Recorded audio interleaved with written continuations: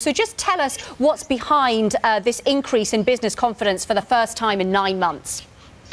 Good morning. Yes, two factors, I would say. First of all, strong domestic activity. We have a record run really in construction. This has been going on for some time. Then we have a very strong services sector.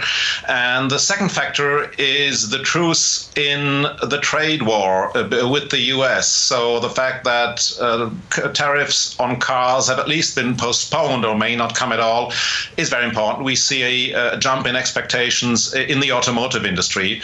So these were the two most important factors, I would say.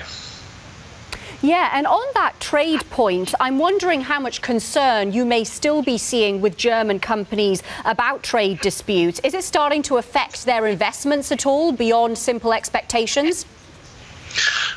I'm sure they will wait with some investment projects. They will be more cautious, but for the first time now we have a perspective which is more positive. This was all becoming more and more gloomy, and now it seems that Donald Trump starts to think about this. Of course, we shouldn't forget that we also have the Brexit issue here. There's also a lot at stake about trade, and the German automotive industry is again one of the major players. So there is a lot of certainty around, and I'm sure companies think about this when they make their investment plans. I'm sure they postpone some of the projects, but at least now we have some good news.